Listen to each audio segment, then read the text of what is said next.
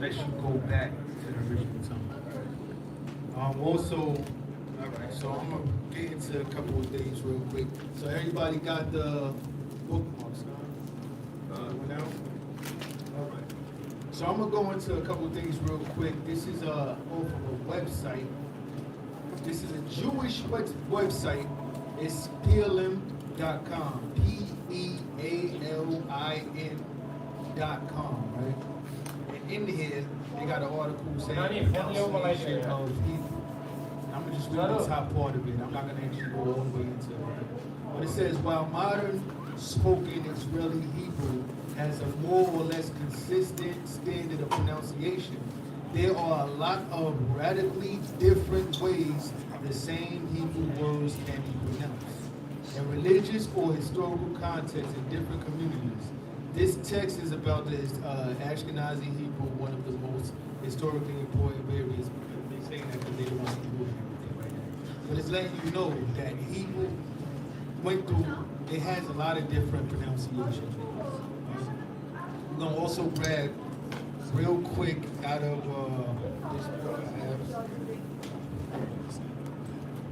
This is called The Principles of Hebrew Grammar. Jump in here real quick. Principles of Hebrew Grammar. This is written by Ian Peter Nicholas Lane. Right? And this was written back in 1876.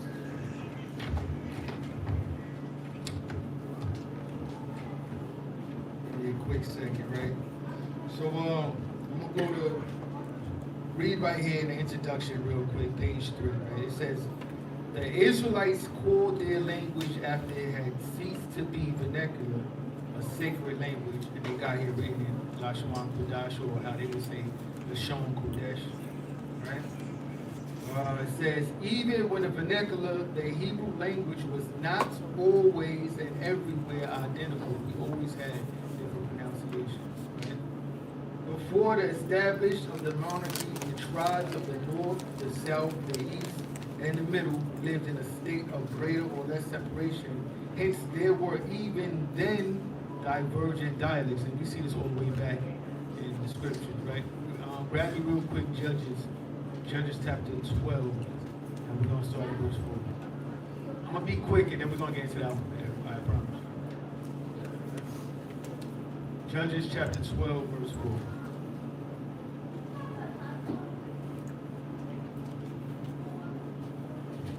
This is the book of Judges, chapter 12, and verse 4. Then Jephthah gathered together all the men of Gilead. And if anybody knows, the Gileadites were Manassites, right? You know, and fought with Ephraim. And the men of Gilead smote Ephraim. Because they said, ye Gileadites are fugitives of Ephraim, right, among the Ephraimites and among the Manassites. Verse 5, and the Gileadites took the passages of Jordan before the Ephraimites, and it was so that when those Ephraimites which were escaped said, let me go over, that the men of Gilead said unto him, art thou an Ephraimite? So Ephraim and Manasseh had beef. So now Ephraim trying to sneak past Manasseh, right? So what happened? We don't? If he said nay. Verse 6, then said they unto him. So Ephraim lying about who they actually are, right? Scared, trying to get past, right? We don't? Say now, Shibboleth. And he said, Shibboleth. So he said, say Shibboleth, but they couldn't pronounce it right? They said Shibboleth, right? We don't? For he could not frame to pronounce it right. This is all the way back in Judges. We seeing people pronouncing Hebrew words differently. Right? All the way back in Judges. This is a long time ago. So imagine the transformation that it went through. English itself, the English we speak in nowadays is not the English that first came out. You know what I'm saying? It went through a transformation. Hebrew did the same thing, right? Read on. Then they took him and slew him at the passages of Jordan. Because they knew, because even back then, and this is two northern tribes. They both come from Joseph. You got Ephraim and Manasseh beefing, and they speak in Hebrew or pronouncing it differently, right? I'm gonna go back in this same book real quick. This is page 11, and I'm gonna read chapter 14. It says, the oldest Hebrew, like classical Arabic, possessed. This is not us. We didn't write this. We're gonna keep this in mind. They letting it be known. They understand the truth about this. The oldest Hebrew, like classical Arabic, possessed only the vowels A, I, and U, long as well as short, and the decimals A, I, or AU, right? It subsequently suffered the following changes. The original distinction between long and short vowels disappeared, though not at one time, certainly for good. The ancient pronunciation of the vowels was modified as follows. A became A, E, O, even I. So that E and O sound was never in the ancient Hebrew. They understand that. So where do they get shalom from? Elohim. You know what I'm saying? El. This is not, so they got this, you know, the doctor brought it up earlier. People want to argue about how we say speak the Hebrew. They know that how we speak the Hebrew is correct, and that modern Hebrew was not the ancient Hebrew. Everybody understand it? But Kala, could I add something to it? Go. When we were discussing this last night, I remember James bring it up. We practiced all the book. And James said also David was selling the Hebrew books for $2,500. And I remember Ashak's question, which one are you doing that? It was in the council of Sabbath. You remember Barak? Yeah. And practiced all the book online. And Amalek buy his book. That time it was $270. I was selling it for $2,500. Yes. It was a Jew from California. Because practice all have to get it copyright with whatever Google said. You have to get it copyright and everything. So as Kalak said, they know what we're speaking. They know it. Alright? Right. So everybody want to talk about that biblical Hebrew, and they saying we pronouncing it wrong. It's not shalom, it's shalom and all that. They understand that was never in the original Hebrew at all. Right? So now we're gonna get back, we're gonna get to the alphabet, right? Or the aleph, right? So first letter, y'all see that there, right? Everybody see it? Y'all looking at the alphabet? The A, right? The root word for that is alap. Alap meaning ox. Now if you turn it to the side, you can probably see how it's shaped as the ox head. Right? So it comes from the word, it's root word alap.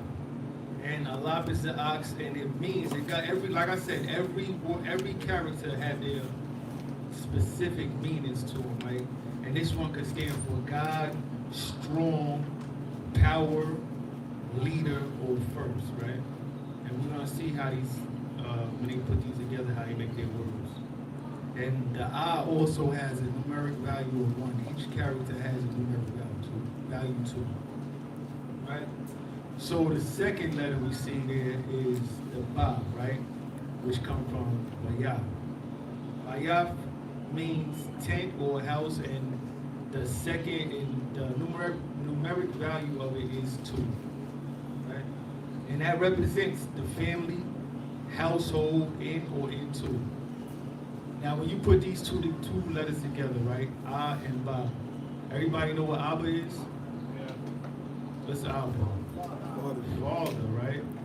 Now, when you see what these actually mean, right? You got the A meaning strong, power, leader first, right? The head. And Ba got the house or the family. So the father is the leader of the family, right? So let's go on. We're gonna go to the next letter, which is Ga, right? That comes from Gomor, which is camel. Some people say foot. Am I going too fast for anybody? I want y'all to write these down because I know it's not on it. Right? So Gomor, camel or foot, right? And that represents gather, to walk, lift up, transport, and also pride. And that's the numeric value of 3, right? Next we got the Da. Da come from the Laf with a numeric value of 4. The Laf means door. It represents the entrance, move, access, and pathway. Then you got the next letter, Ha, which is a numeric value of 5, and it comes from Ha'a, or Ha, to means behold. Okay? It means to reveal, the, look, and also breathe. Next character we got there is the Wa, and the root word for that is YAHAWAH, which is a tempe. Y'all probably could look at it and see how it would look like a tempe or, right? And the numeric value for that is 6, and it means to secure, to add, hook, and or end. Next character we have there is the Za. Za comes from the root word Zayan. Zayan is a weapon or a tool. Numeric value of 7, and knows that means to cut or cut off, hatchet, nourish, or food. Next character we have after that is the Kha. This is probably one of the most hardest for people to say. Kha. Kha. Right? It comes from, you make that from the back of your throat. Kha. Right? And that has a numeric value of 8. And the root word is Kha. Kha. And that's a wall or fence. Alright? Now that means to divide, separate, private, or have. The next character we have, again, if I'm going a little too fast, barbershop, let me know. Right? The next character we have is the Ta, which has a numeric value of 9. And it comes from the root word tat. Tat meaning either clay or basket. It means to surround, contain, also you can see it meaning snake. After that we have the Ya. The Ya, which is the numeric value of 10. And that comes from the root word Yad. Yad is a hand. It means to make, work, a deed, spirit, worship, throw, or create. Right? After that, and that's the numeric value of 10. After that, we got the Ka. The Ka. Root word is Ka. And the numeric value of that is 20. So you see how this is going, right? So if you put, say for instance, you put a Ya and a Ah together, you get 11, right? All these have numeric values, and you make it numbers for it. So we got Ka, and the root word is Ka. Ka meaning the palm of the hand. If y'all can look at it, look how the character is made, it might look a little like the palm of your hand. Right? And it means to cover, to open, allow, bend, or tame. Next we have the La. The La has a numeric value of 30. And it comes from the root word Lamad. The Lamad is a staff. And it looks like a staff. And actually, when y'all actually looking at these words too, right? These characters, y'all can see where the English alphabet come from. You look at that Ah. Look at that Ba. You turn that Ba upside down. Look like a B, right? You got the Z, the Z, Zayam. Got the La, Lamad, looking just like an L. So that's a staff, and it means to teach, control, authority, tongue, and it also means to learn. Right? And then you got the Ma. The Ma with a numeral value of 40. It comes from the root word Mayam. Mayam being water. Water, and it symbolizes mighty chaos, blood, to cleanse and to bring together. So you got these, and again, we see how these words are put together, right? Amma, everybody know what Amma means? The mother, right? When you put the Ah and the Ma together, the Hebraic phrase, it lets you know, if you say strong water, that's another way of saying glory. The mother is a strong water. She keeps the house together. She brings it together. Then, next character we have is the nuh. Nuh having a numeric value of 50, and it comes from the root word non. Non being a seed sprout or a fish, right? And it means an heir to continue activity, activity or life, right? So you put that with the bun, which would be what? The heir of the household, the continuation of the household. So y'all seeing how all this working together, right? So next we have, the next character we have is the sub. Numeric value of 60. Sub comes from the root word samak, which means to support or adorn. It means to hate, to protect, to grab, turn, and to prop up. Right? Next we have the I. I with a numeric value of 70. And that root word is ayan, which actually means I. Right? And it means to see, to know, watch, discern, understand, and experience. Next, we have the pa. Pa has a numeric value of 80, and it comes from the root word pa, which is the pa and the ha together. And it means mouth. And if y'all look at it, it probably look like somebody got their mouth open, right? It means to speak. It's a word, communicate, blow, or even scatter. Right? The next one after that is the taza, which is has a numeric value of 90. And it means side or trail. And the significance of that is to hunt, chase, capture, journey, desire, or need. After that, we got the qua, which has a numeric value of 100. Qua comes from the root word quap. Quap meaning horizon, circle, time, condense, behind, the last, or the least. And we have after that the ra. Ra has a numeric value of 200. And it comes from the root word ra'ash, which means head. Right? And that means, signifies man, the highest, first, top, beginning.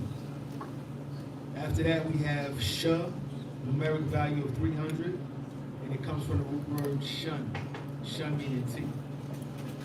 That means to consume, destroy, sharp, eat, or to. Last, we have the duh. The duh has a numeric value of 400, and it comes from the root word door, which means a sign. Right? So it means a sign, and the significance of that is a seal, covenant, mark, monument, and signal. Just to show y'all how all these come together, right? We look at the word shalom. I'm gonna end it with this. We look at the word shalom, right? You got the sha, you got the love, you got the wa and the ma, right? You put all that together. The sha meaning destroy, the love meaning authority, wa meaning add to, and the ma chaos. So how you get peace? Destroy the authority that adds chaos. That's right. Hebrew is powerful. And with that, I use my time, the water for listening. All right, hallelujah. Hallelujah. Hallelujah. Hallelujah. That was Elder